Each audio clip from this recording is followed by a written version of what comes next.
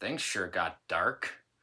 Kind of like Josh Trank's Fantastic Four, or Fantastic Four 2015, or Fant4stick. I must say, doing this sketch is more fun than watching Fantastic Four 2015, but unfortunately, I'm pretty much doing the commentary for that. Unfortunate for me, but hey, I get to suffer with you as you watch this commentary. Anyway, Fant4stick, which I feel so stupid for calling it that, is available to stream on these platforms.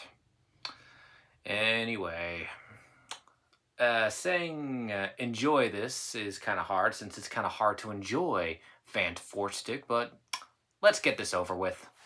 It's clobbering time. Welcome to Commentary Companions. I'm your host, Tony Garcia, and unfortunately, I'm doing a commentary on Fantastic Four, specifically the 2015 reboot directed by Josh Trank. I have to remind myself this is a reboot and not a remake. There is a difference between a reboot and a remake. And yes, as you can tell, I'm not very enthused to be working on this because even I know that this film is a train wreck. Now, here's the thing. I'm a big fan of the Fantastic Four films that were made by Tim Story. I mean, I know they're not perfect, but they're still entertaining and they have heart.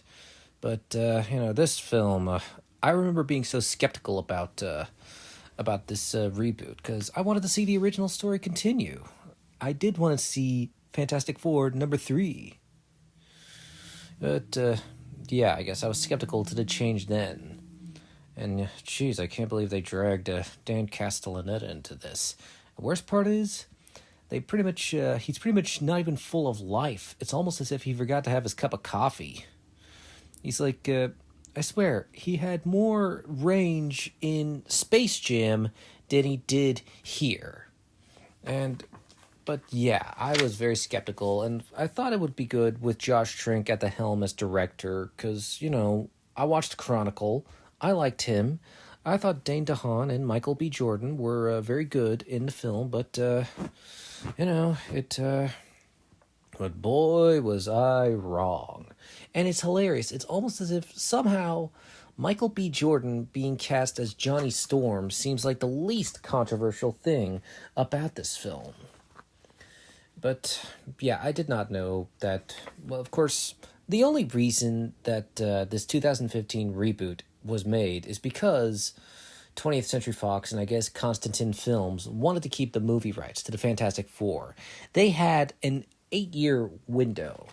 If they didn't, and it's like if Fox didn't make a Fantastic Four movie before, maybe after 2015, the film's movie rights would revert back to Marvel Studios.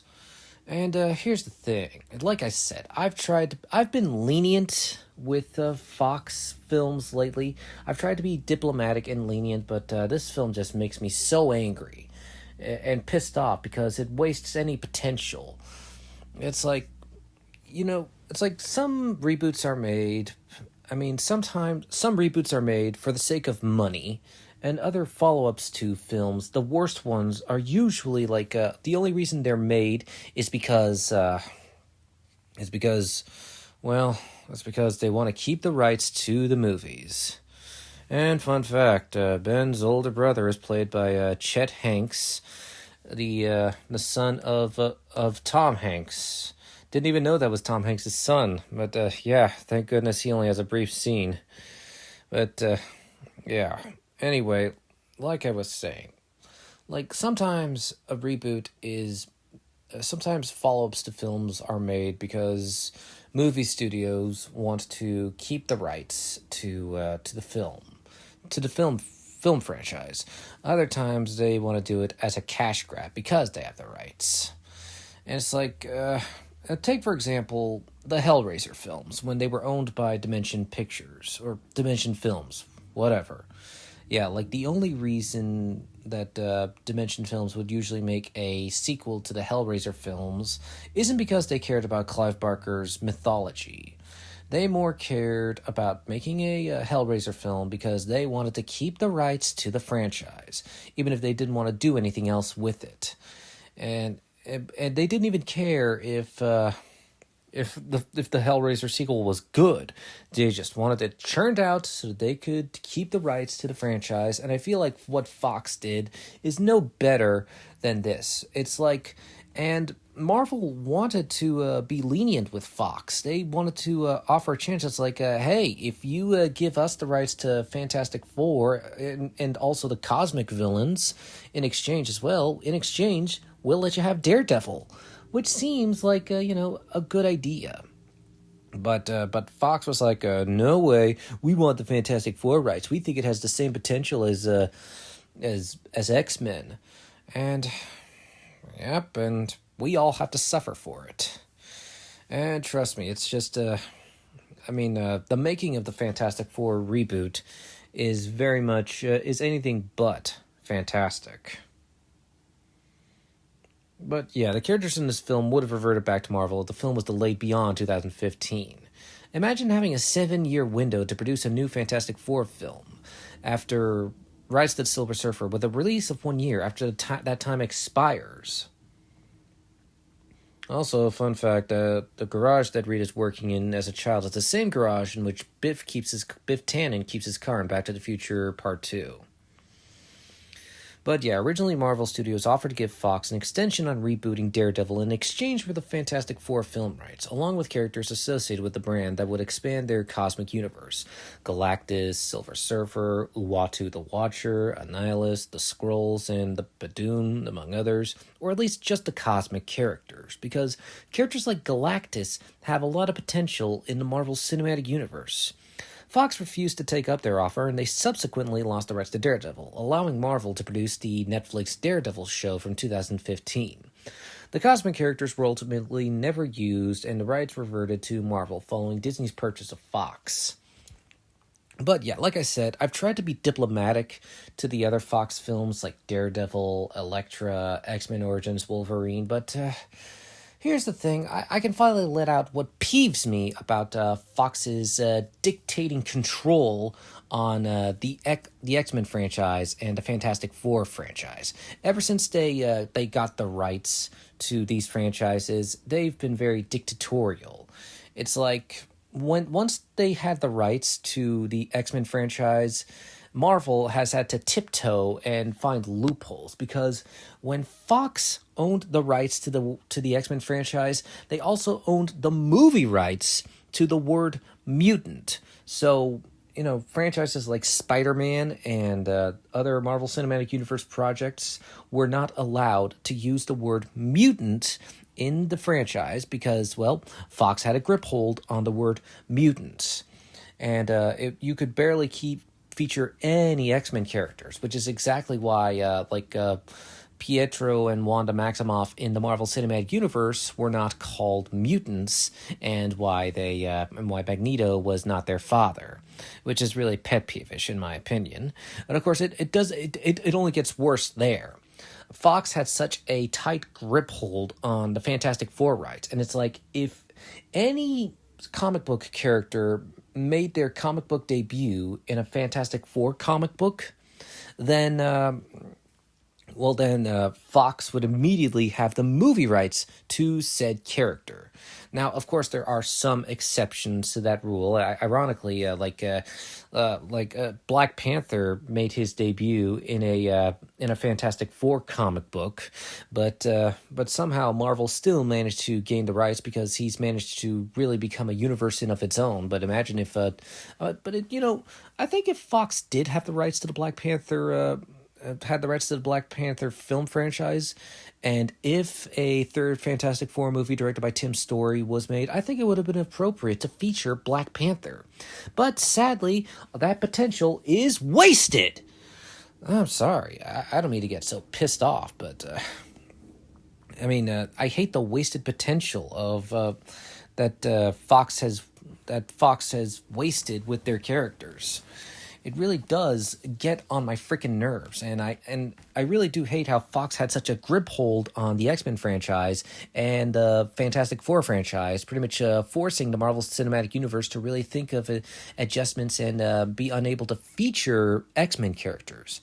In fact, and it was even worse in the comics. Now I should point out, when Kamala Khan, the current Miss Marvel, was being created in Marvel Comics, the creators actually wanted to make Kamala a mutant. I don't think they cared about the idea of Kamala, of the whole mutant debacle with Fox, but the racist higher-up, Ike Perlmutter, forced the creators to make Kamala Khan an Inhuman just to spite Fox, because by that point, Ike Perlmutter had a terrible relationship with Fox at the time.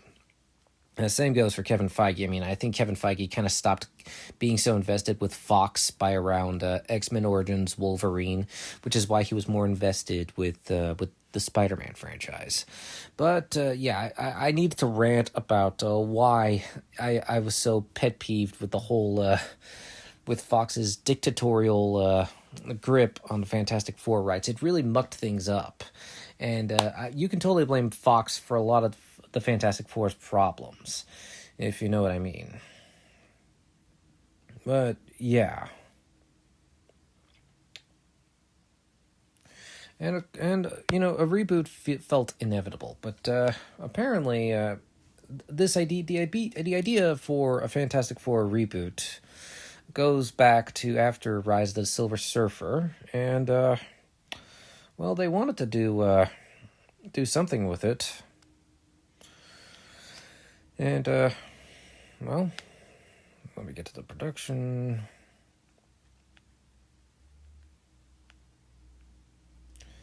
Yeah, so originally, in 2019, Fox wanted Akiva Goldsman as a producer, with Michael Green to write the screenplay.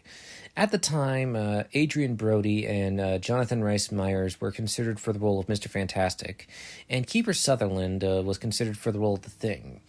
But eventually, those ideas fell through, and in July of 2012, Josh Trank was hired to direct, coming off the success of his debut feature, Chronicle, with Jeremy Slater attached to write the script.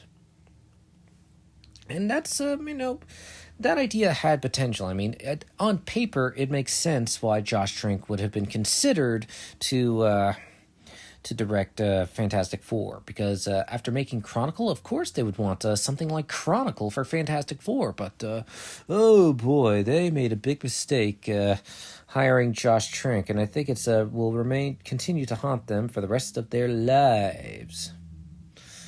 But yeah, it was also Jeremy Slater's first collaboration on a Marvel project, and Jeremy Slater is a massive comic book fan, and what he had in mind sounds way better than what we got.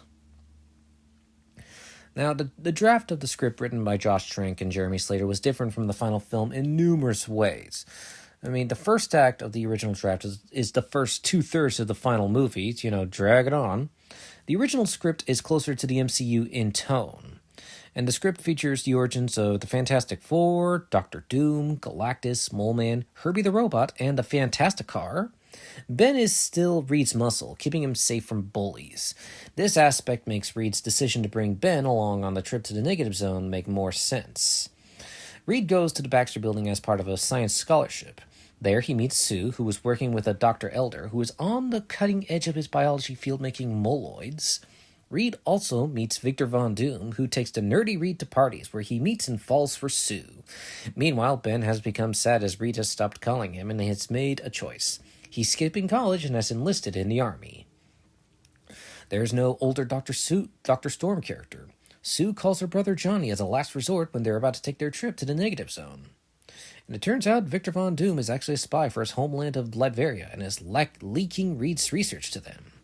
When the team uses their quantum gate, it's because their school refuses to let them use it, which causes the team to use it under the cover of night. Reed calls in Ben, the person he trusts the most, even if their relationship is strained. Sue is staying behind, Johnny helping her man the controls from this side of the portal. Ben gets promised that he'll be the first human to step foot on the other side of the portal. When they go into the Negative Zone, they find an alien city with an entire population dead. They also find their destroyer, Galactus. Galactus seemingly kills Victor with dark matter, while Reed and Ben make it to the module, but it's not working. On the other side of the portal, Sue is working feverishly to fix their circuitry that won't allow the module to return home.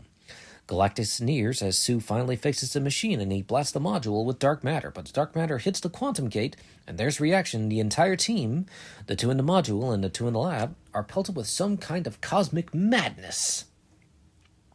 The scene of the team waking up in the wreckage is similar, with Johnny on fire, screaming, and Ben trapped in stone.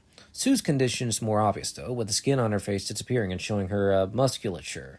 Very body horror-like, because apparently Josh Trank thought it was a great idea to make this a body horror movie. Anyway, back on subject. Whoops. The script jumps ahead 4 years instead of 1, where Johnny becomes a reality TV star, which seems in character for him. Sue goes back to medicine and uses her invisibility powers to look inside of patients suffering from serious cancers, which, I actually like. Dr. Elder wants her to come work on the Moloid program, but Sue won't. She thinks that it'll be weaponized. Reed is in hiding because he blames himself for the destruction caused at the Baxter Building, where he has built a Herbie robot while trying to sell the Fantastic car to Toyota, and Ben is working for the military. Meanwhile, Latveria creates their own quantum gate thanks to the information that Victor has sent them. They send a team through. Only Doom returns, however, and takes over the country with his powers, now acting as Galactus' herald. Yeah, and apparently Victor Von Doom was supposed to be like a blogger or whatever. I guess you could say he was a Doom poster. Anyway, like I was saying, Sue has been trying to cure Ben using her cancer research, but it isn't working. Victor's people, called shock troopers, who are armed with futuristic weapons, attack Reed in Indonesia. When he notices that the weapons are based on his designs, Reed realizes that this has to be Victor's work and that he's still alive. After failing to contact Sue, he uses a Fantastic car and flies to the Baxter Building, bringing Herbie along as well. At the same time, shock troopers attack Sue and Johnny at the Baxter Building. During the fight, Dr. Elder is accidentally transformed into the Mole Man. While Johnny and Sue fight the soldiers, a moloid comes into contact with dark matter and becomes a giant creature. When Reed finally arrives, the giant creature bursts out of the ground. Ben, who happens to be nearby looking at puppies in a pet shop window, hears a commotion and runs over. The team engage the giant moloid, and the battle ends when Ben gets swallowed and tries to fight his way out. When he finally gets to the moloid's mouth, he sees that Reed has a slingshot at the bust of the creature, and Johnny has set it on fire, and it is heading right towards the mouth. And Ben. The rest, I could imagine there would be a funny moment where Ben's like, come on! The rest of the script has the team coming together to go to Latveria, now the center of an international incident, because Victor has built a giant dark energy cannon. He intends to use it to destroy Galactus. It seems that Victor's only chance at survival in the negative zone was to act as Galactus' herald, and help him find a new world to eat, Earth. But Von Doom intends to destroy the Destroyer before that can happen. The team uses their powers in more ways than the script, and Sue especially gets a lot to do. She helps Reed escape from government captivity after the Moloid battle, and she's able to create a force shield that reduces wind resistance on the Fantastic Core and allows it to reach incredible speeds. Reed uses his powers to become a living airbag in a crash. He survives a grenade attack, and in the end, his biggest contribution to the final fight is Herbie. The final battle is in Latveria, but it is revealed that shapeshifting Doom there is a Doombot. Victor is actually physically attached to the planet in the negative zone and has sent tendrils of his being to Earth. The film ends with him trapped in the negative zone, the Fantastic Four telling the government Galactus is coming, and the retooling of the Baxter Building as their home base, and a school for smart kids who can help defeat the coming menace of Galactus. This version of the script was rejected by 20th Century Fox, and it would have been too expensive, which is why they hired Simon Kinberg to rewrite the film, resulting in the final version. But I also believe it's like Jeremy Slater pretty much went through 20 drafts of the original 20 drafts of the script, and Josh Trank didn't like each one, because you have to know, Josh Trank is not a comic book guy. He does not like comic books. Jeremy Slater, on the other hand, was a big comic book fan, and he wanted to. It's like Josh Trank wanted to make this a body horror film, and which really doesn't work for characters like the Fantastic Four, because you have to remember, the Fantastic Four are are Marvel's first original family. Notice I said family. That's the important part.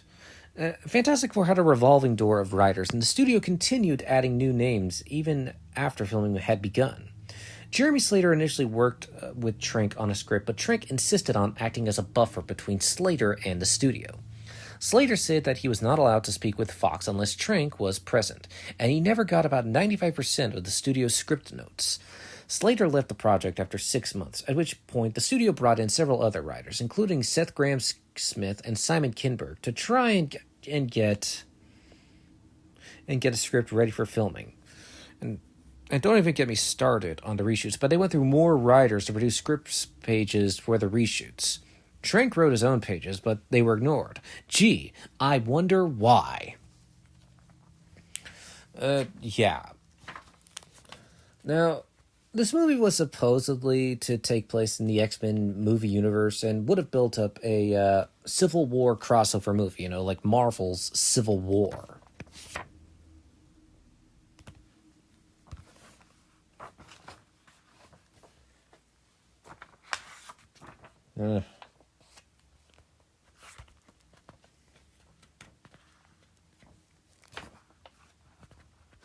But yeah, I can safely assume that Fantastic Four 2015 does not take place in the X-Men movie universe, and I guess according to the TVA, the film takes place on Earth 15866. And I doubt anyone wants to visit that Earth ever again.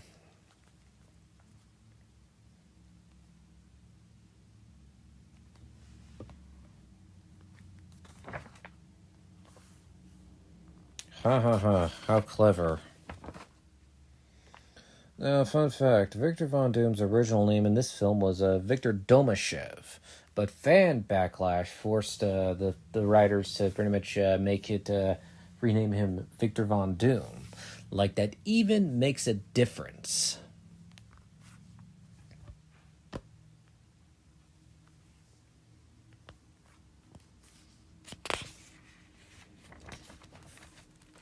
And I feel like the only one who's even carrying this film on his back is the late Reggie Cathy as Franklin Storm. And I know who Reggie Cathy is not because of his work on The Wire, but because of his performance as Luke Cage's father, Carl Lucas, in Josh Lucas in Luke Cage the series starring Mike Coulter, which was so great. But, yeah, you might find this funny. Josh Trank compares the experience of filming the reshoots to Fantastic Four to being castrated. He says, you're standing there and you're basically watching producers blocking out scenes 5 minutes ahead of when you get there, having editors hired by the studio deciding the sequence of shots that are going to construct whatever is going on and what it is that they need. And then because they know you're being nice, they'll sort of be nice to you by saying, well, does that sound good? Also, yeah, this was the second and final collaboration between Michael B. Jordan and Josh Trank. It's interesting. It's funny how months after working on Fantastic Four, Michael B. Jordan suddenly did Creed, the spinoff to Rocky, and yeah, I do believe that Creed is so much better than. Creed is so much better than Fantastic Four. Okay, so screenplays often go through many different drafts before their shooting script is ready. Often there are a few more redrafts after that. Due to Trank acting as a roadblock between Slater and Fox, however, more than a dozen versions of Fantastic Four's screenplay never even made it to the studio.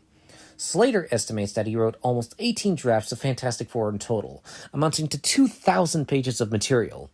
Though he departed after 6 months, and many other writers came and went, Slater told Polygon that the final version of Fantastic Four that ended up in theaters was essentially an expanded version of the 40 pages he'd initially written, though without the superheroes.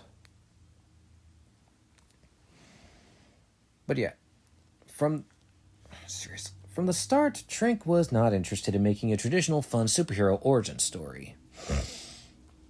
And in fact, Fox, which was looking for fresh creativity after the previous version of Fantastic Four sputtered out, originally encouraged him to make Josh Trank's Fantastic Four. It seems clear that the studio had already started to lose confidence in this idea even before filming began, as evidenced by the slashing of the movie's budget, and bringing in Fox's favorite screenwriter, Simon Kinberg, who was already shaping the X-Men franchise. Trank and Slater had been divided over the script, since Slater was a card-carrying comic book nerd who wanted to make something like the Avengers. According to Slater, Trank had hated every fucking second of the Avengers, which should have been a red flag to... It should have been a red flag to 20th Century Fox, and he kept losing interest in the Fantastic Four script after the point when the team got their powers and had to actually fight a comic book villain. The result of this effort to defy expectations of superhero movies was that when Fox executives saw the first cut of the movie, the grim tone of it made them uncomfortable. Trank said that was the goal, as was the general sense that it wasn't for the fans. But after seeing Josh Trank's Fantastic Four, Fox's executives decided it was no longer what they needed. Yeah, that should have been a red flag to 20th Century Fox that maybe they shouldn't have hired Josh Trank. I think if they had hired any other guy, they could have probably done a Fantastic Four 2015, probably would have been more decent.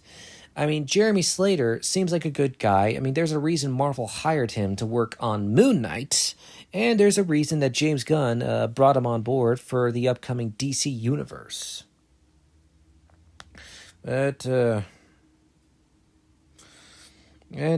after Fantastic Four's release, reports began coming out regarding what exactly had gone wrong on set, and they didn't paint a flattering picture of Trank.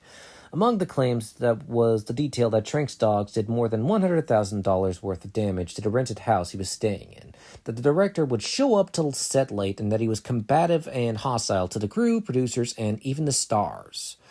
Trank pushed back on some of these reports when interviewed 8 months after the Fantastic Four's release.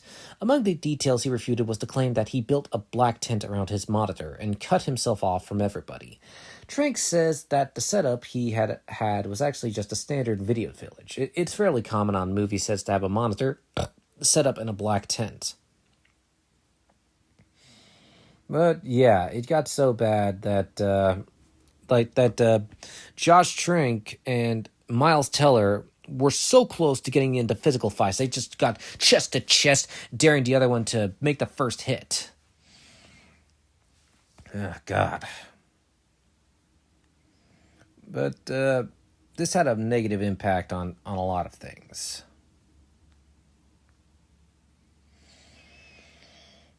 But yeah, Marvel wasn't fond of the direction the film was going and made mention of it in a Marvel comic, The Punisher number 12, which has the Fantastic Four, meant to look like the 2015 actors, getting taken down in an explosion.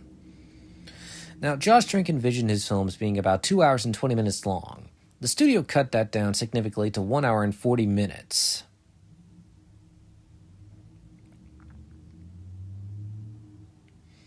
But yeah, after director Josh Trank finalized his version of the film in 2014, the studio was dissatisfied and didn't like the director's work. Fox demanded reshoots, which took place in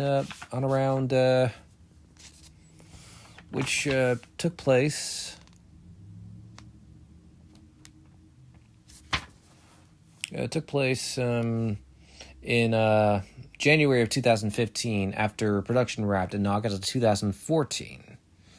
This was mainly due to creative differences and the fact that the studio thought his version of the film was too violent.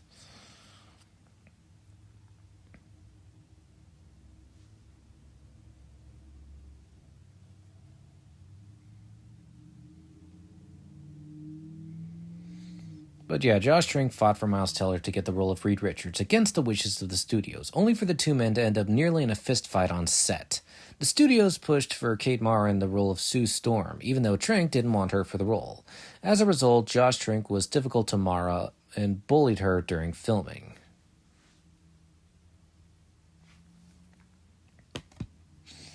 But yeah, reshoots started 5 months after production wrapped in August of 2014, starting in January 2015. The reshoots were supervised and directed by Simon Kinberg, Hutch Parker, and editor Stephen Rivkin, with Trank being sidelined. And reshooting directors have a thankless position. They're brought in by studio mandate to salvage a troubled production and sometimes to add jokes. The schedule is compromised, the budget is limited, and the cost is clearly exhausted. And reshoot directors know through all this stress, the original director will receive sole credit. If the film succeeds, the original director is praised. If it fails, the reshoot director is the scapegoat, blamed for everything. Therefore, the reshoot director is forced to capture the visual style, pacing, and tone by the original director.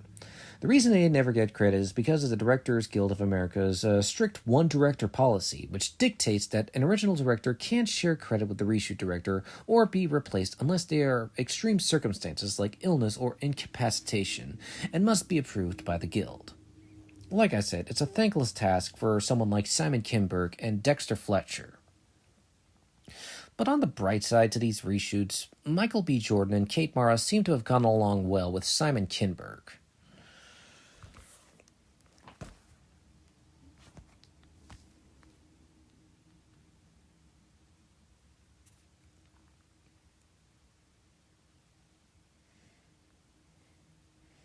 Anyway, Fantastic Four 2015 is the first film to be screened in more than 4,000 theaters in America and make less than $100 million at the domestic box office, making a mere $56.1 million.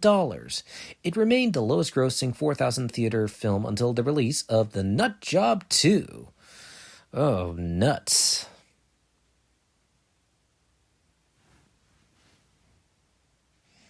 But yeah, Franklin Storm made his comic book debut in Fantastic Four number 31 in October of 1964.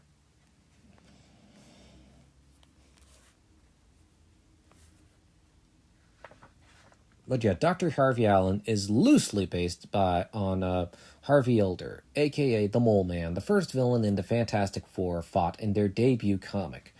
Harvey was going to be Mole Man in this movie, but reshoots changed that. I wouldn't even consider this the real Mole Man. I swear. Paul Walter Hauser's version of Mole Man feels like the real Mole Man in Fantastic Four First Steps. Wow, it only took me 31 minutes to compare this piece of shit film to the much more successful successor. And here on Commentary Companions, I know that I've made a rule that I don't compare the film I'm talking about to the predecessor or the reboot, because it's not fair, and I try to value the film based on its own merits, but my God, this film pretty much, it frustrates me so much. Anyway. Okay. Whew, I need to calm down. But yeah, Earth Zero looks like a shithole. I said it. It's dull. It's lame. Anyway, Earth Zero is inspired by the Negative Zone in the comics and its ultimate counterpart. And here's the thing. Planet Zero was originally called the Negative Zone in earlier scripts, but was renamed Planet Zero in the final cut to avoid overloading viewers with too much comic lore at once, which is fucking bullshit! You know, I would have loved it if they had called it the Negative Zone. That would have been so cool. They could have gone bombastic with it, but they didn't. Oh, but why am I getting so worked up? What? I mean, seriously. I mean, yes, I'm pissed off. Okay, anyway, the Negative Zone was introduced in Fantastic Four number 51 by Stan Lee and Jack Kirby, published in 1966. And while the End Zone was glimpsed in issue number 1 of Ultimate Fantastic Four and made its full appearance in Ultimate Fantastic Four number 13. Ultimate Fantastic Four number 13 was written by Warren Ellis and illustrated by Adam Kubert, published in January of 2005. Oh, look at that. Genuine emotion. Meanwhile, the government's like, ha, bitch, you thought.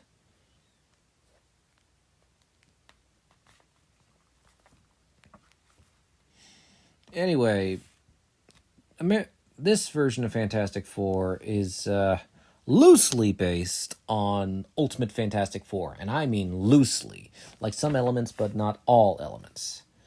Anyway, Ultimate Fantastic Four lasted 60 issues from February of 2004 to February of 2009. Its collaborative writers and illustrators were Brian Michael Bendis, Mark Millar, Warren Ellis, Mike Carey, Joe Pekoski, Adam Kubert, Stuart Immonen, Jay Lee, Greg Land, Fraser Irving, Pasquale Ferry, Scott Collins, Mark Brooks, and Tyler Kirkham. Ultimate Fantastic Four is notable for introducing Marvel Zombies, which was introduced in issue number 21. The success to the Marvel Zombies in Ultimate Fantastic Four led to the spin-off series. But, yeah.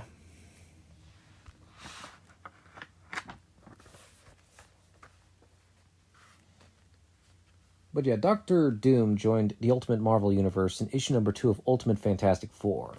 In the Ultimate Marvel Universe, his birth name is Victor Van Dam and is a descendant of Count Dracula.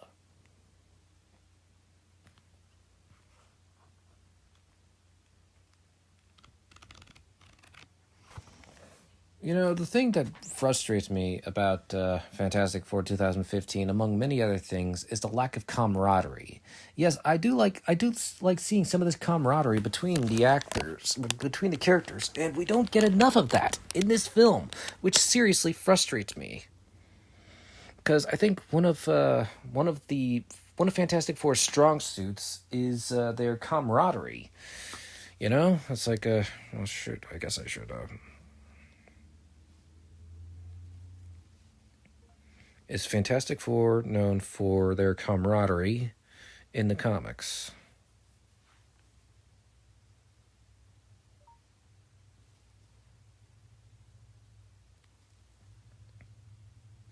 But yeah, the Fantastic Four are absolutely famous for their deep camaraderie. Yeah, they're pretty much a found family who choose to stick together through all their adventures and conflicts. Like it makes any difference.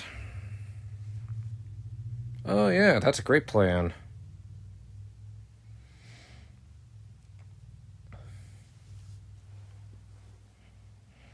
But yeah, the bad performance of this film is reportedly what got Miles Teller dropped from La La Land, and which would have been if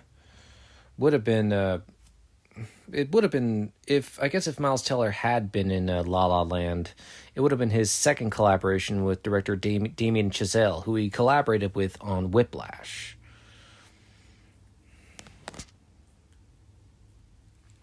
But yeah, it's estimated that this film lost the studio in excess of $100 million. And of course, it doesn't help that Josh Trank said something pretty unfavorable, saying, and I quote, "A year ago, I had a fantastic version of this, and it would have received great reviews. You'll probably never see it. That's reality, though.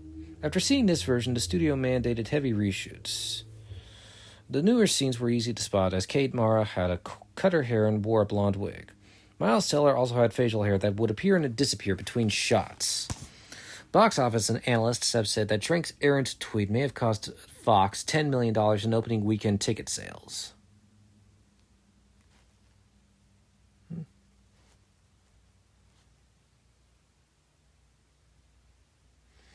I do like how Jamie Bell is actually shorter than Miles Teller here, but when he's the Thing, he appears much taller. That is an interesting detail.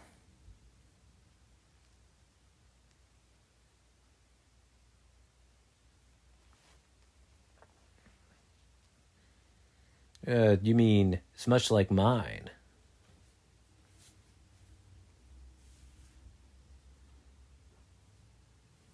Huh?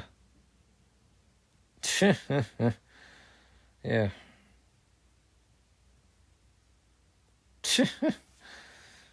Yeah, one of the few times where it looks like the actors are actually having fun. Ugh. But yeah, after the disappointing reviews, Josh Trank went on to tweet that he'll never be working on a comic book movie again. Good! I don't think we want you to.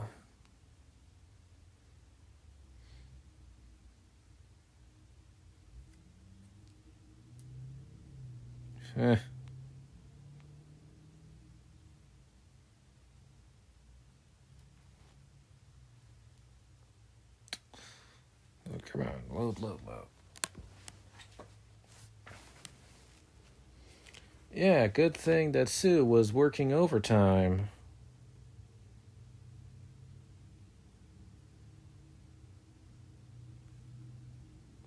Now, Kate Mara noted that she hadn't seen the movie a month after its release and has been very unwilling to watch it due to the intensely negative reception. I wonder if it also has to do with the fact that Josh Trank was a total dick to her on set.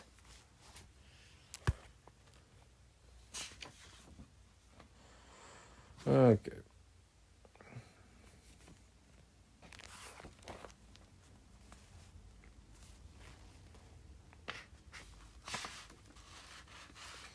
Congratulations, you made it into the end zone, I think.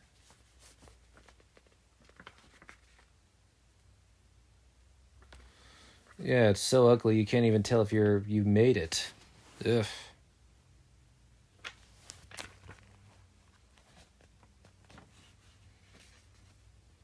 It's like, no, they cannot hear you. Okay. But also, you can blame Fantastic Four 2015 for... you can blame Fantastic Four 2015 for the troubled production on the canceled Gambit film that would have starred Channing Tatum. It's like, right as they were about to... as Gambit had finished with writing the script, Fantastic Four bombed at the box office, causing Fox to get cold feet and forcing them to. And of course, they told the people working on Gambit that they pretty much slashed the budget on Gambit, forcing them to.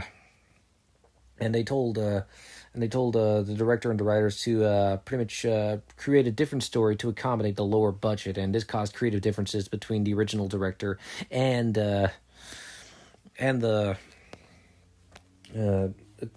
it's like to pretty much accommodate the budget, and this caused the original director to walk out due to creative differences between him and Fox. So it was very much a sign of how troubled Gambit was going to be. And Disney's acquisition of 20th Century Fox was the final nail in the coffin.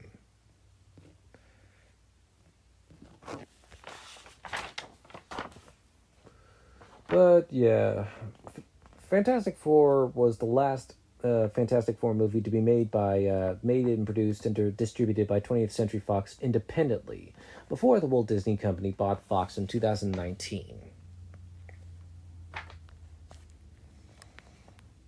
Did I mention that the music is composed by Marco Beltrami and Philip Glass? Yeah, I know Philip Glass best for his composition work on Candyman, but this score is so lame. It isn't exciting, and it isn't memorable.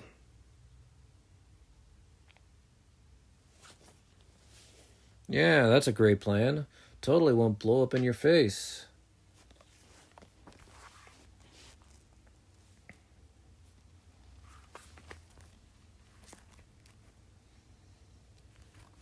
Fantastic Four is the second movie based on a Marvel comic book to win the Golden Raspberry Award for Worst Picture.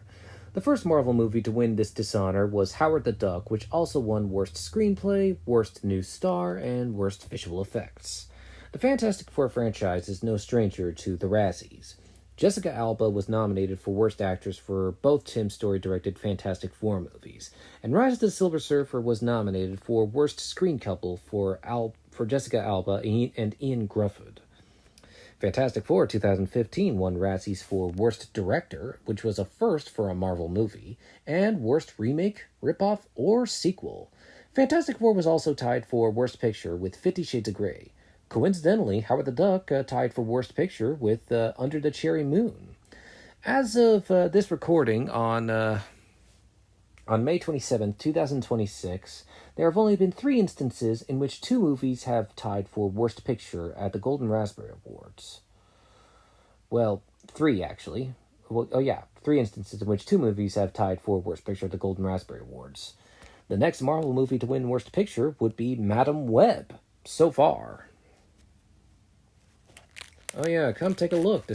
You do not touch the green ooze. That should be the first rule when entering an alternate dimension. Yeah, now it's starting to look like the hyena's lava pit hideout in The Lion King, with the green when it starts turning green and Scar's singing "Be Prepared." Yeah, maybe that should be the first rule when entering an alternate dimension. Don't touch anything.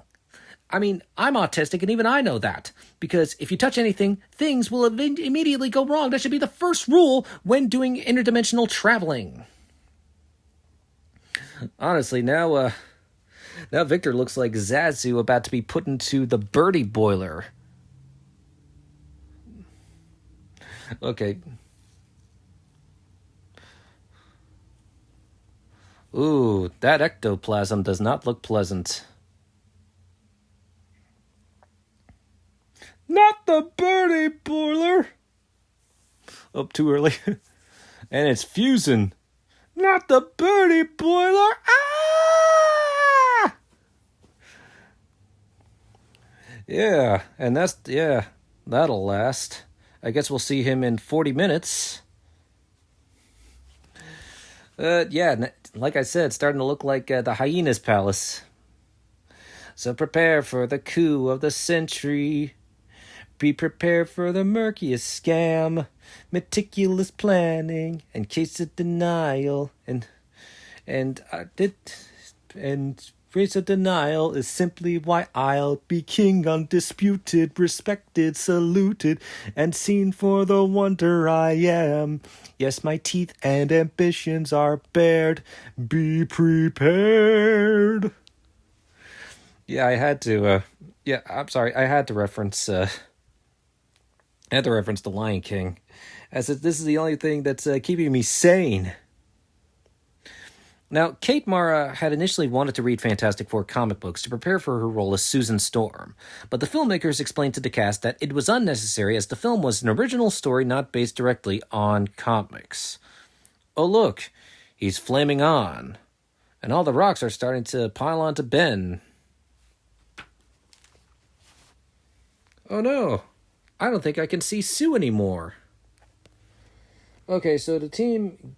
Now, in Ultimate Fantastic Four, Reed, Sue, Johnny, and Ben get their powers after being exposed to end zone energy, which was caused by Victor Van Dam's tampering of the teleporter.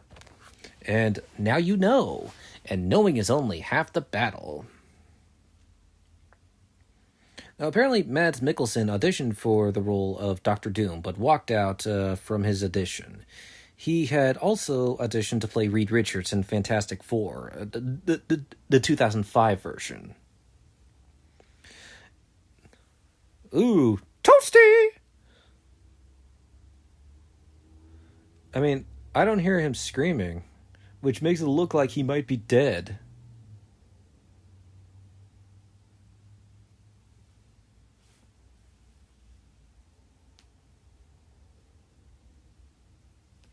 Yeah, apparently one of the reasons that Josh Trank took his frustrations out on Kate Mara during filming was because he actually wanted a black actress to play Susan Storm, but Fox said, "No way, Jose."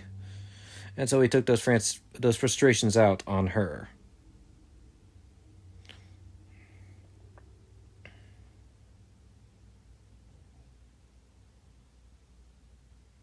Yeah, it's almost like these stones are starting to fuse onto me.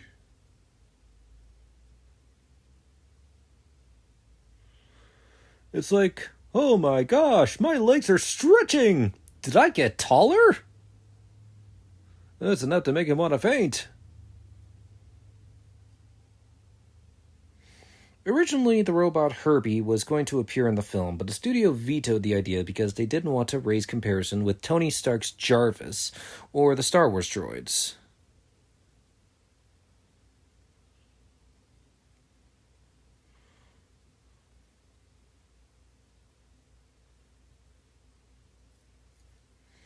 But yeah, Kit Harington, Anton Yelchin, Richard Madden, and Jack O'Connell auditioned for the role of Reed Richards before Miles Teller was cast. But anyway, Here's another Razzie story. A post-production assistant attended the Golden Raspberry Awards to accept the award for Worst Remake, Ripoff, or Sequel. After accepting the award, he said, and I quote, "I'm sorry for making this movie, but thank you for this." Yeah, honestly, anyone would say that.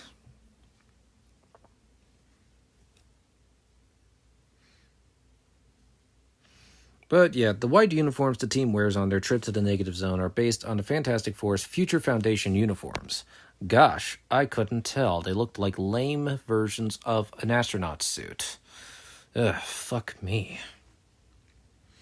Yeah, it's less than 50 minutes when until now the team finally gets their fucking powers. Now, Otoy, the visual effects company that was hired to do work on the film, was reportedly in way over their heads with the project and had to deal with a generally unresponsive and erratic Josh Trank, who requested that the Thing's appearance and size shift between certain shots. A number of visual effects sequences, such as the scene where the Thing fights off insurgents in the Middle East, were apparently cut due to Fox not funding the small company enough to make them work. Ironically, the reason they hired Otoy was so that they could save on money. Reliance on the company and the cost of reshoots ultimately made the whole affair even more expensive. Uh-oh, I can't see Sue. Where'd she go? Oh, there she is. I see her now, but barely. Now, when Stanley was asked about his opinion on the Human Torch being black, Stan the Man said he very much approved. But yeah, Saoirse Ronan, Allison Williams, Emmy Rossum, and Margot Robbie auditioned for the role of Sue Storm before Kate Mara was cast.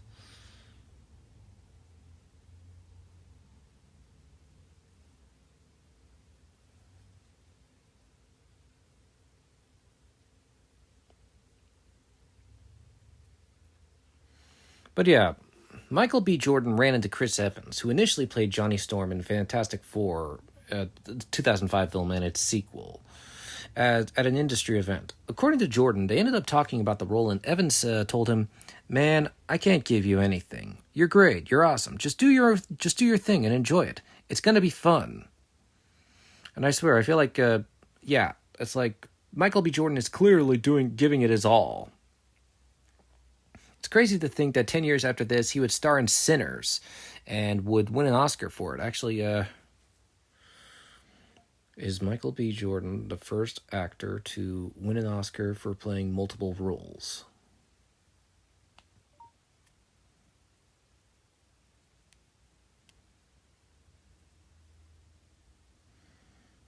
Oh, okay. Actually, it isn't the first time. Okay, I guess I was kind of wrong. Technically, the first actor to win an Oscar for a dual performance would have to be Frederick March for his dual performance as Dr. Jekyll and Mr. Hyde in the 1931 movie.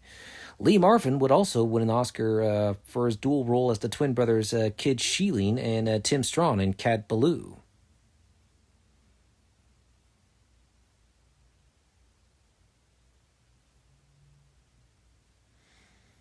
But yeah, I guess. But it's still cool knowing that.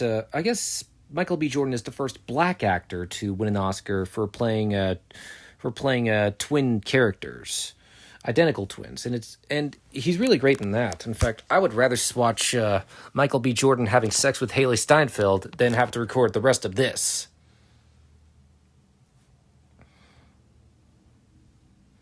But yeah, Jamie Bell consulted Andy Serkis, who he worked with on The Adventures of Tintin, for assistance on his role as the Thing for the motion capture.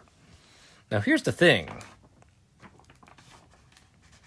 Jamie Bell is no stranger to motion capture after portraying Tintin in The Adventures of Tintin. But this movie actually marks the first time Thing is portrayed through motion capture and CG at all, which I guess is kind of cool. And there you go, and there Reed runs off, buck-ass nude. You would think people would notice a guy running away, buck-ass nude. But whatever. Okay, you might find this interesting, I guess. This film is the first incarnation of the Thing to have 5 fingers on each hand instead of having 4 on each hand in the comics.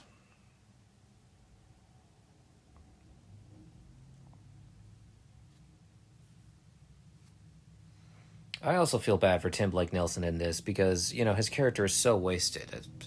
I think his character is more wasted than his role as the leader in the Marvel Cinematic Universe. And that's saying something.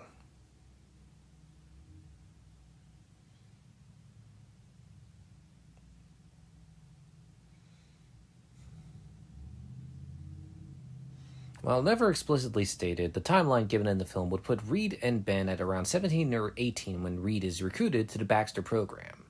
Which is funny because Miles Teller and Jamie Bell were about 10 years older than that at the time of filming.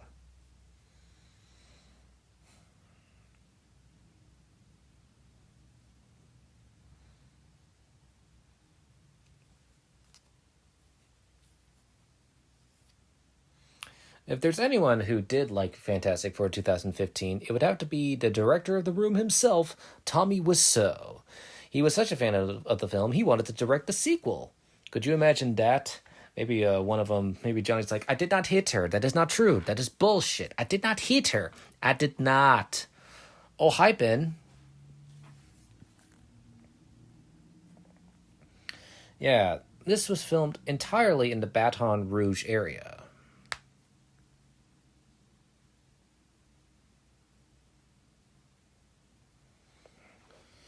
Now, former Fox CEO Rupert Murdoch expressed distaste for the movie, solely blaming it for one of Fox's fiscal quarters earning hundreds of millions lower than their expectations.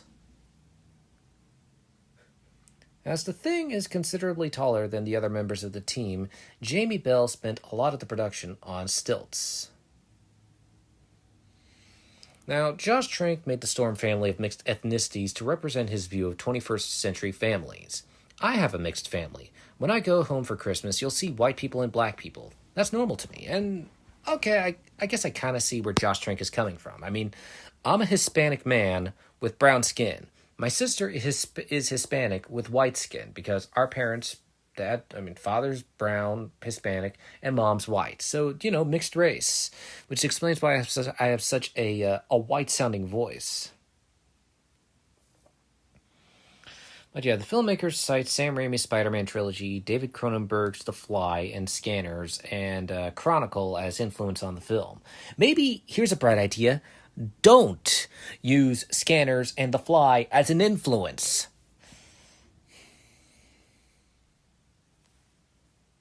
Yeah, totally not the negative zone. Also, yeah, this is the first time in a live-action Fantastic Four movie in which the Thing is not wearing pants or boots. I guess you could say he's wearing nothing at all, nothing at all, nothing at all, nothing at all.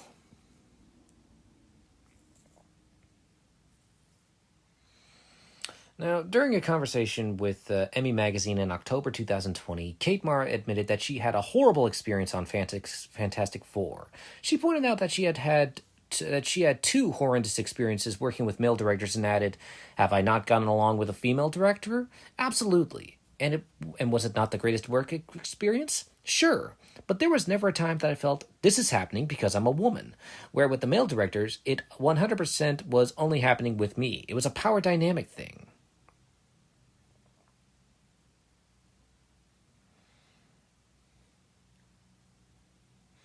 Okay, yeah. During production, Josh Trank had several small dogs who were left in a rented house in New Orleans while the film was shooting there. The dogs caused as much as $100,000 damage to the property. In fact, one of the guys at Fox had to come over to the rental place to apologize and pay for it.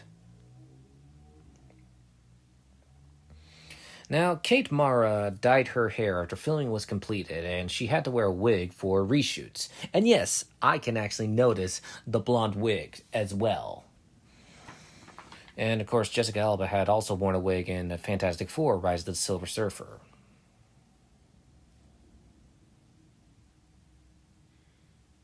Okay, I got a joke for you. Writer Simon Kinberg described the story as a celebration of all the Fantastic Four comics. The notion of this dysfunctional surrogate family of scientists that come together, and this idea that it's almost more like a science adventure than a superhero film. I don't see it as a celebration. Okay, I guess I'll talk about these lame-ass suits. Because, my God, these suits suck. They suck more than Henry Cavill's Superman suit in Man of Steel. Yeah, I know I can't take that back, but it's true.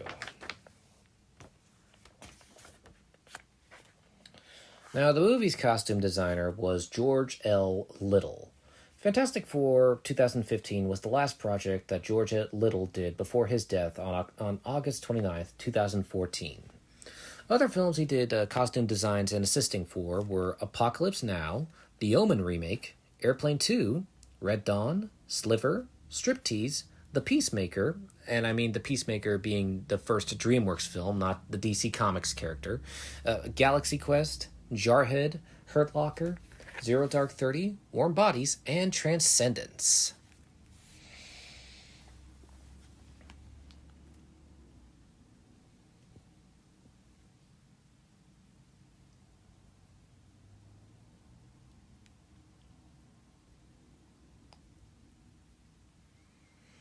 The movie was screened for critics a mere 2 days before it was released in the United States. However, the movie was intended to be premiered in several regions before then, which did not have screenings for critics either.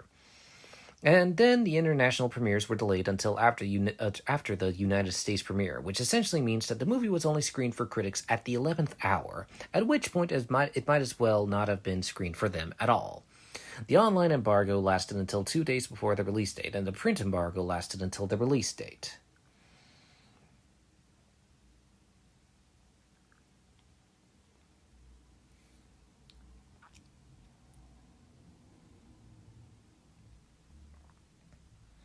Originally, Josh Trank intended that this film be connected to his previous film, Chronicle. The idea was nixed, but the negative zone contains crystals similar to those seen in that film. Oh, she's wearing a wig! She's wearing a wig! You can totally see it! Look at that. We're now an hour in.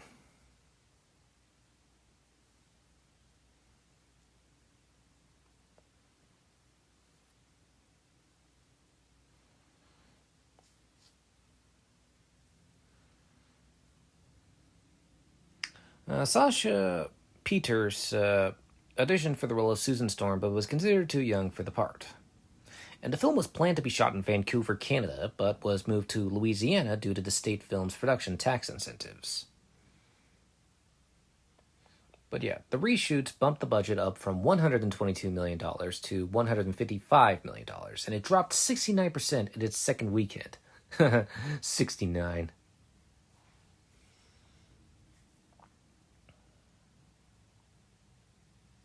Also, this is the first Fantastic Four film adaptation that does not feature the character Alicia Masters.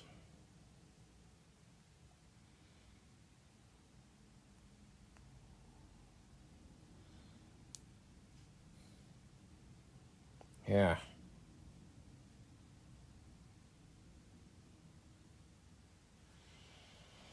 Now, Kate Mara joined the cast because she liked superhero movies and wanted to play a superheroine herself.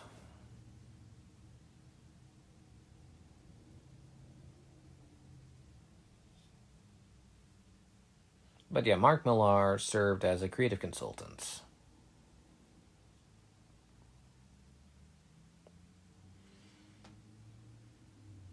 Now, Miles Tiller recalled, when I first saw the movie, I remember talking to one of the studio heads and said, I think we're in trouble. That really does say something. If you're going to hate this, Amber Heard was rumored for the role of Sue Storm. I doubt that would have done anything. I bet you, I wonder if, I bet you if Amber Heard was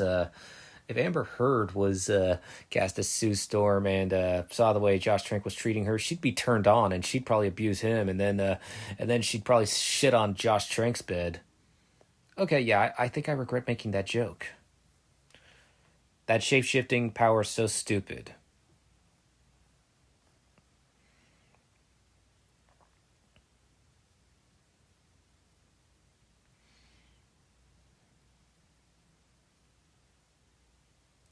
Also, I guess I kind of forgot to mention this because I was so busy ranting. Now, Victor speculates that the military may use the other dimension as a prison for criminals. Ironically, Reed did this with the Negative Zone in the Marvel comic Civil War.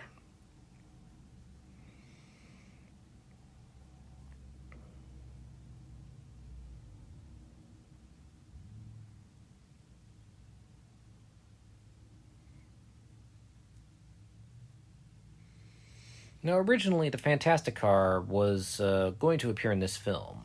Reed and Johnny would combine their talents to build a car with a quantum gate installed in it to take the Four to the Negative Zone.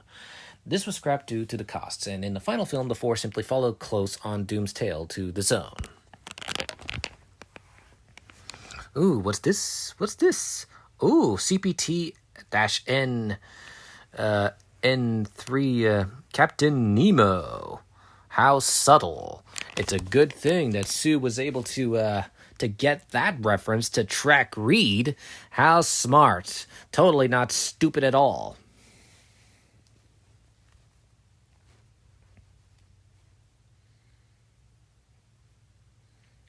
Does Ben even eat? Or need to use the bathroom? Does he even have a butthole? Imagine a rocky butthole.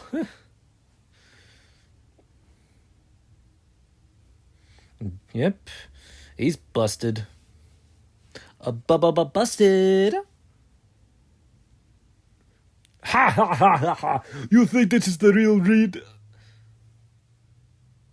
You know, the most frustrating part about this is Reed's CG for the stretching feels, like it's not even, like it's barely finished. It's really crummy. This is his crummiest. Here's Benny!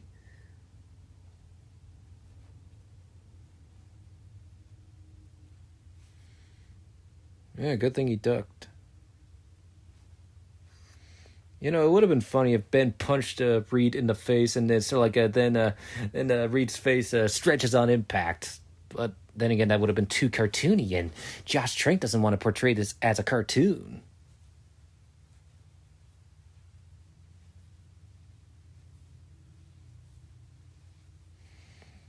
Yeah, so numb to the pain.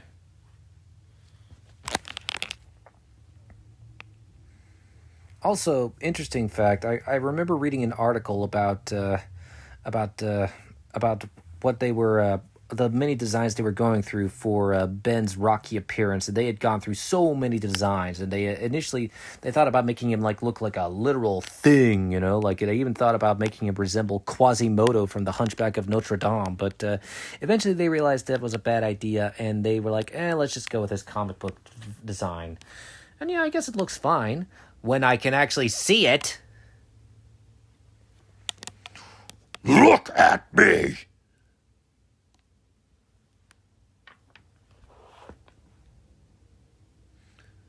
Yeah, I don't blame. Yeah, Ben looks. Ben has every reason to be mad. He can't even play with his thing anymore because his thing disappeared. I'm sorry, I couldn't resist making an immature dick joke like that. But yeah, it does make me wonder, where the hell is his thing? Is he even able to take a piss anymore?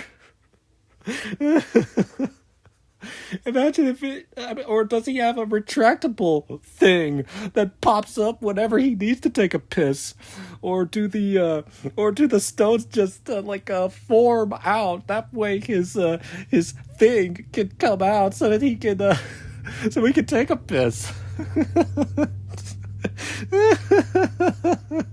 Oh look, Sue's wearing the wig again.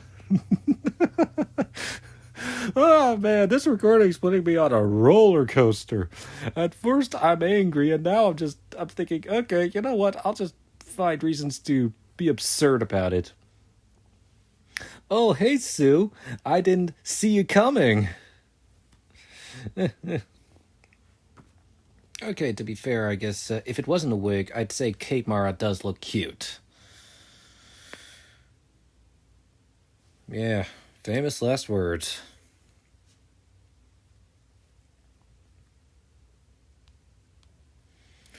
Whew.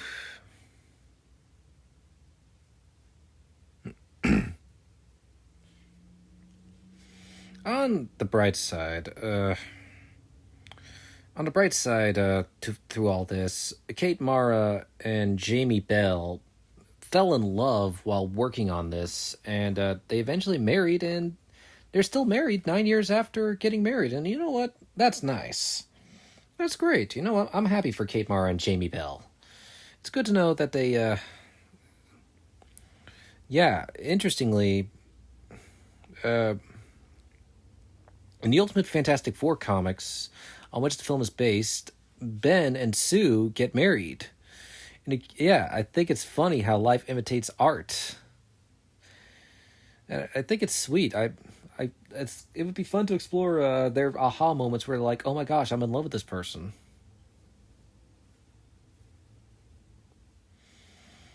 Now, ironically enough, while Jamie Bell and Kate Mara are now a married couple, their characters don't actually have a single direct conversational exchange throughout the entire film. The only time Ben Grimm and Susan Storm speak to each other is at the end, and even then, they're not speaking to the rest of the group, not solely to each other.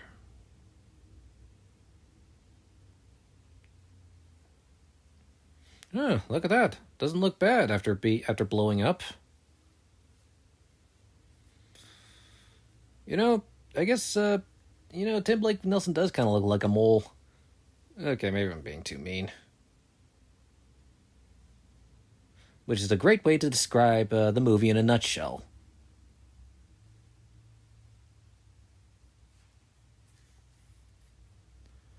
Good lord, this film could be brighter. Actually, wait, I wonder if I can just adjust the bright... Oh, wait. This is as bright as my iPad will let it. Good lord. Hulk 2003 was much brighter than this. Ugh. After all, he is a super genius. After all, he is something of a scientist himself.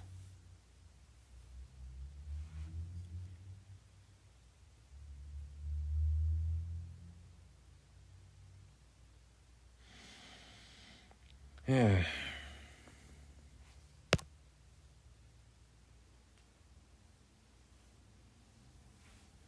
5 minutes. Yeah, I can tell this is clearly the reshoot since Michael now has his facial hair that would be seen in Creed.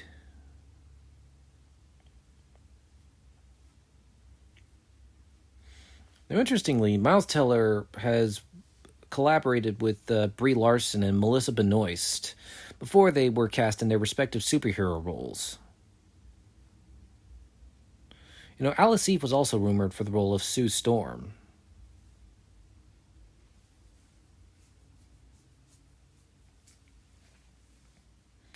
Interestingly, Jamie Bell was considered to play Spider-Man in The Amazing Spider-Man.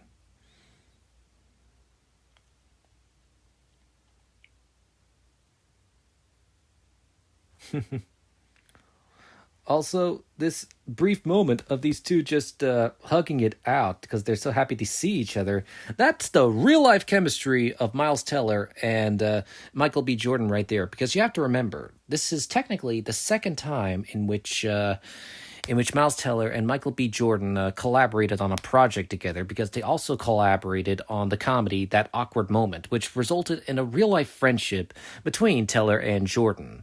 And it's funny, I swear, it's like Reed claims to be best friends with Ben Grimm, and he's supposed to be in love with Susan Storm, supposedly here, but I swear, Miles Teller has more chemistry with Michael B. Jordan here than he does with Kate Mara and Jamie Bell, which is hilariously ironic. And, despite everything that happened, despite the fallout between Josh Trank and the other actors, it's nice to know that 10 years later, Miles Teller and Michael B. Jordan have still remained good friends to this day. In fact, Miles Teller was very supportive of Michael B. Jordan winning his Oscar for his dual performance in Sinners. So it does make me happy knowing that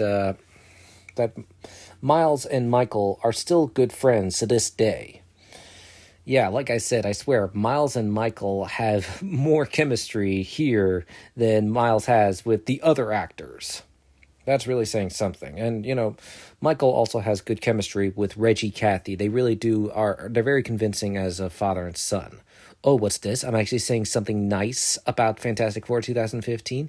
Yeah, the thing that frustrates me is that it does have some good ideas. I really do wish that Reed's relationship with Sue was actually explored. No, look, Sue's wearing a freaking wig. Oh, look at that. We're 74 minutes in, and now Victor Von Doom finally shows up. Fuck me. Yep, looks like they are going to be the next villain. And by this point, that's not even Toby Kleppel as Dr. Doom here. It's some stand-in with Toby Kleppel just like dubbing the lines. Okay, now I have to look. Okay. Toby Kebbell. Why did I say Kebbell? Oh no, he's barely registering. And oh look, Sue's wearing a wig again. Did Toby Kebbell do dubbing during reshoots of Fantastic?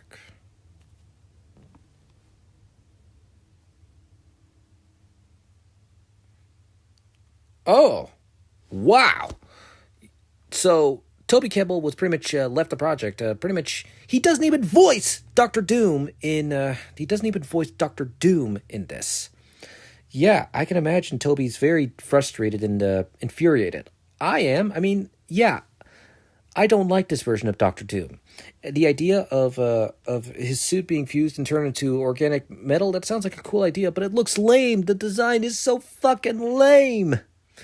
And yeah, he wasn't even. I hate that Toby Kebbell wasn't even present, and I hate that they replaced him with some other guy who doesn't even sound good. Yeah, I would rather have Jim Cummings voicing Doctor Doom here. Like that would make a difference.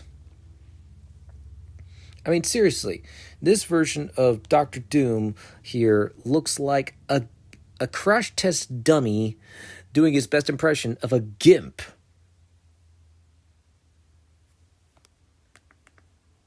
Yeah. Yeah, it's like Magneto, this guy is not. And so I think I'll be the villain because we have 24 minutes left. Oh no.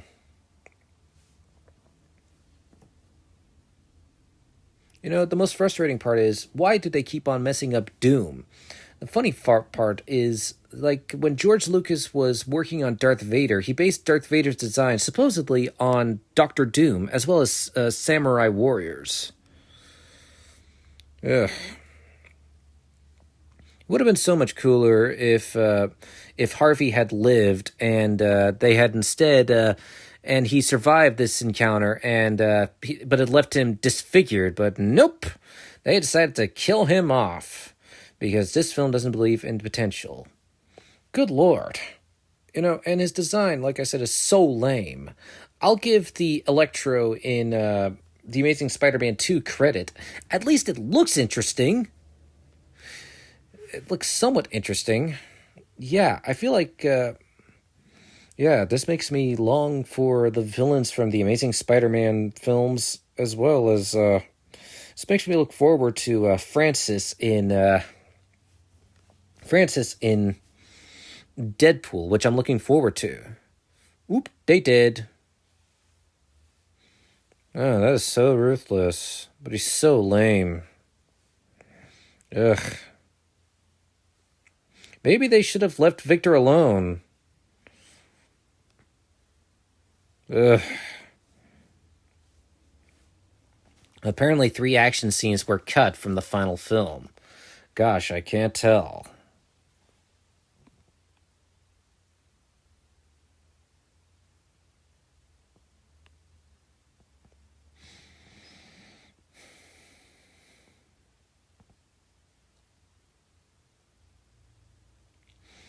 Yeah, though it was reported that Josh Trank was fired from the Boba Fett spin-off due to the production issues of this film, he maintains it was his decision to leave the project, explaining, "I quit because I knew I was going to be fired if I didn't quit, but yeah, he was technically fired because of Fantastic Four."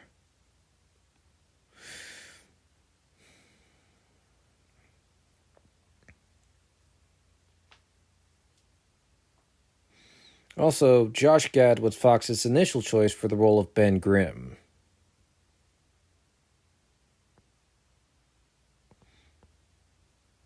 Oh, rude. Yeah, she missed opportunity for Johnny to say, "Whoops, sorry, Sue, didn't see you there."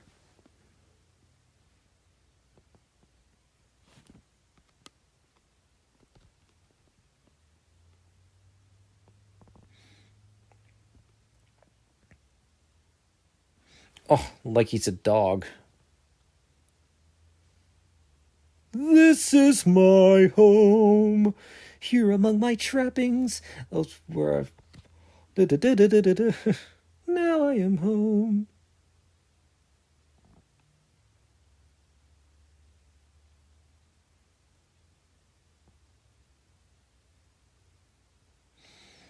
Now, originally, this film was supposed to be converted in 3D, and it was touted as being impressive by Simon Kinberg, but was cancelled to fund reshoots.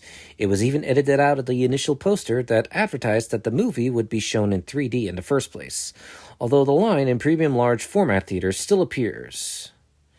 Look at that, the only interesting character gets killed off, of course.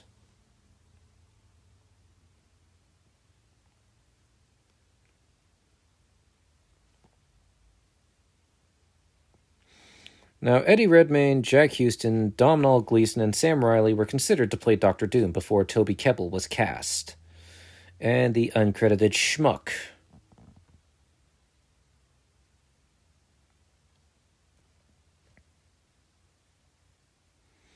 In May of 2020, Josh Trank acknowledged the problems he had on Fantastic Four. "What I tried to do with Fantastic Four was so arrogant for somebody who hadn't really gotten the handle of his own skill set as a filmmaker to do that kind of stuff with it." He told the Hollywood Reporter. He also added that he's not interested in releasing a Trank cut because there's no need. I doubt the Trank cut would have been good. Now, as the Thing is considerably taller than the other members of the team, Jamie Bell spent a lot of the production on stilts.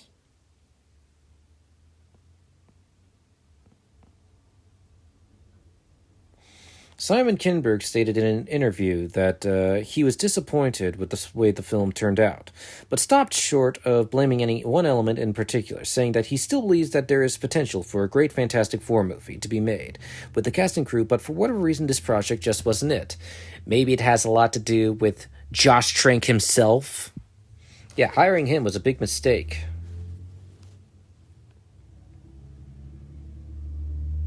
Now, a sequence showing Ben Grimm performing a dive bomb attack in the film was cut for pacing purposes, despite being present in several trailers.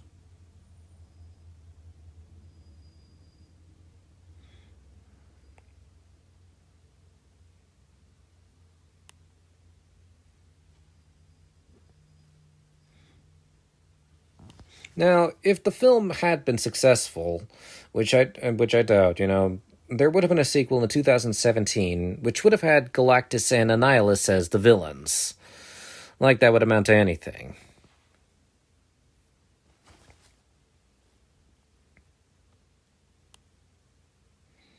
Yeah, Toby Kebbell expressed disappointment in the film. He claimed to understand why fans were disappointed and noted that he still saw his part in the movie as a learning experience. Yeah, learn to not let someone like Josh Trank direct a Marvel movie.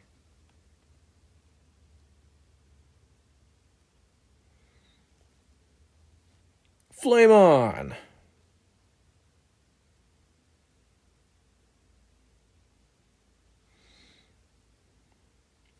Yeah.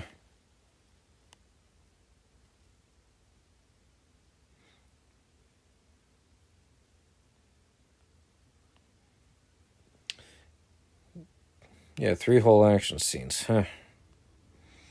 Now, I remember seeing the promotional posters for the film, which depicted a city in shambles from destruction, implying an action sequence set in the city. But, of course, no surprise, none of that happens in the film.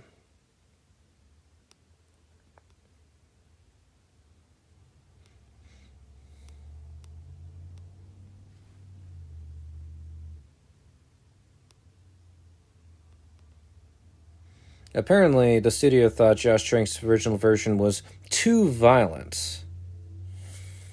Ugh, yawn.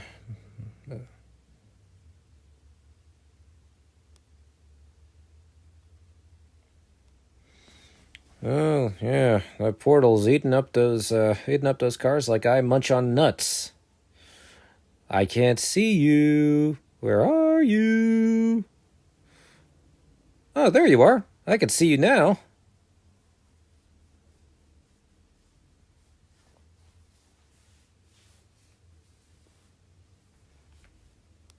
Bah. That is so cliched. Yeah. Starting to get laggy. Yeah, it's a good thing I'm recording this on my iPad to where at least I can somewhat see it. Imagine trying to see this on an old TV screen. And this is as bright as my iPad is. Yeah, apparently, I forgot to mention this. I guess Victor Von Doom was infatuated with Susan, but we barely see anything. Do I like the idea of Victor Von Doom being infatuated with Susan Storm and getting jealous over Reed and Susan starting a romantic relationship? Yes, I do like this idea, but sadly, it's barely explored upon, which is so damn frustrating. Yeah, goodbye, Susan.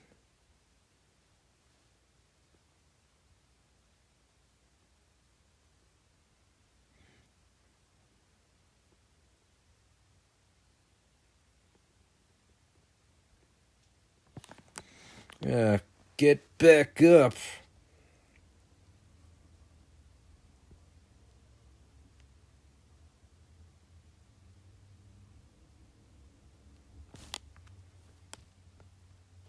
Yep, duck.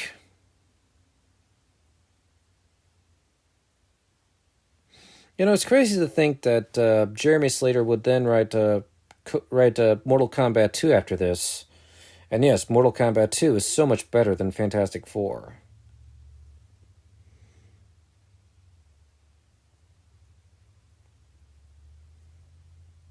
Yeah, like I said, I mean, I'm frustrated that Doctor Doom appears in the last 27 minutes.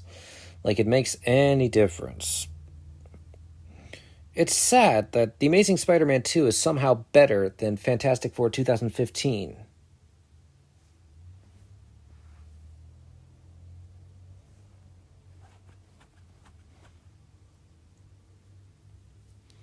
Ugh, trying to be a motivational leader.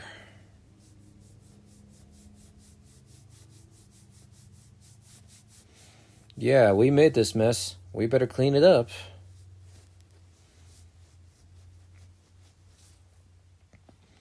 Look at him, rising above his kingdom.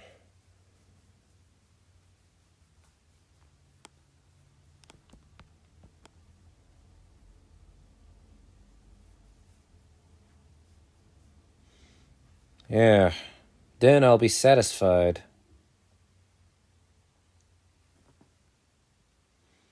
He could have been taunting and be all like, seriously? Do you think that's the best that could stop me?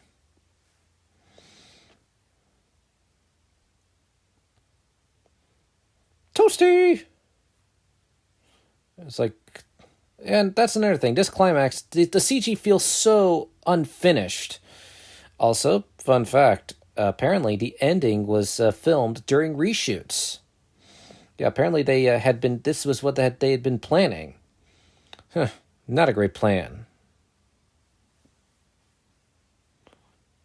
It's a good thing Doom can't hear those footsteps. once again, that faint line, the way he delivers it feels so unconvincing, because Michael Chiklis delivered it better. Oh, you're afraid it won't work? Yeah, imagine if they'd gone with something cliched like, no, or ah, or, my favorite, you haven't seen the last of Doom! Ugh. And a green explosion to indicate that Doom is defeated. Well, look at that, my thoughts exactly. Out of the end zone. And back to Earth. Ugh. And I hate this music. It's so generic and lame. Does not sound exciting at all. This makes me it's sad how Michael Giacchino's score for Fantastic Four First Steps is so much better. Oh, that intimate shoulder touch. Kind of looks like a dam. Ugh. They will never know what you sacrificed.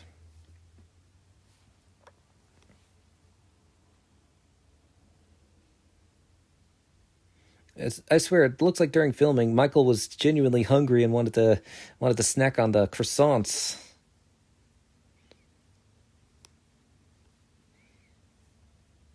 Yeah, a Baxter building.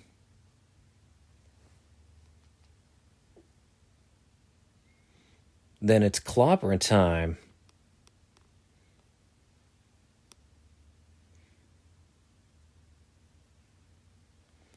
Yeah. Yeah, a lot. Ugh. Swear, Philip Glass's talents are totally wasted here.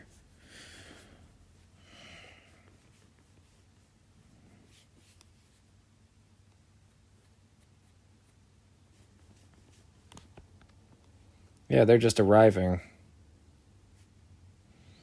Yeah, looks like Johnny beat her to the curb when it comes to racing.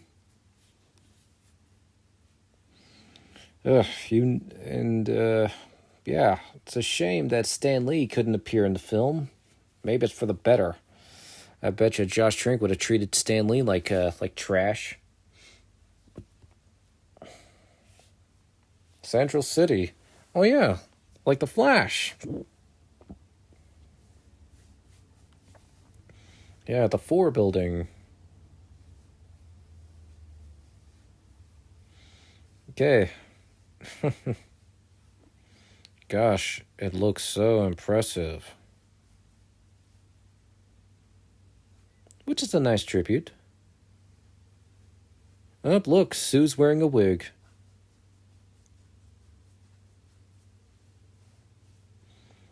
Yeah, we're a family of superheroes. Human Torch and the Torchettes. Even Ben hates that. Big brain in his neurons. Huh. I was like, bitch, what'd you just say? Huh? Be nice. He's my future boyfriend. Yeah, great Scott. It's fantastic. Yeah. Say that again? I said it's fantastic. Yeah, fantastic. And title card. Because the name Fantastic Four is never mentioned. Reed is never mentioned as Mr. Fantastic. Sue is never mentioned as Invisible Woman. Human Torch isn't mentioned. Johnny Storm isn't mentioned as Human Torch. Ugh, fucking A. God, this movie fucking sucks. Yeah. I mean, I had more fun watching Hulk 2003 and doing Daredevil than I did with Fantastic Four. And the worst part is, this film wasted its potential. I mean, yes, I don't like this film. I kind of hate it, but I don't initially despise it. I mean, I have mixed feelings about the 2015 film. On the one hand, Reggie Cathy and Michael B. Jordan are good. I like the scenes with Kathy and Jordan. And I like that they play like a bickering father and son who pretty much who don't see eye to eye. I think that's good. And I like Jordan's chemistry with Miles Teller. But the suits are boring and they're not memorable. Doctor Doom is lame, and it frustrates me that Doom appears near the last 27 minutes. There isn't buildup or anticipation like Thanos or Magneto. He doesn't have a presence that makes me care. The camaraderie feels limited, and this film could have benefited. I mean, I don't know if the film could have benefited from being longer, but they could have reduced the origin time. Maybe have it focus on the building camaraderie, and pretty much Reed's eventual romance with Susan Storm. I mean, this film is a mess. The worst part is because the film failed, it resulted, and it's like Fox was able to keep the rights to the Fantastic Four franchise, and we the fans had to suffer for it. And I do believe that this film is the reason that Disney was motivated to buy 21st Century Fox. I believe that is the case. But anyway, this film sucks. I hate it. And just any potential it did have was wasted because of Josh Trank's incompetence.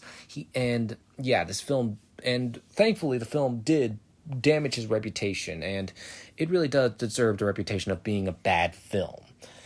Anyway, but that was my commentary on Commentary Companions. This was a rough one to do, but anyway, I look forward to doing a commentary on Deadpool, which is a massive improvement, and the film that Fox needed. But anyway, thanks for listening to this commentary. Be sure to like and subscribe. Don't have a good day. Have a great day. Have a fantastic day.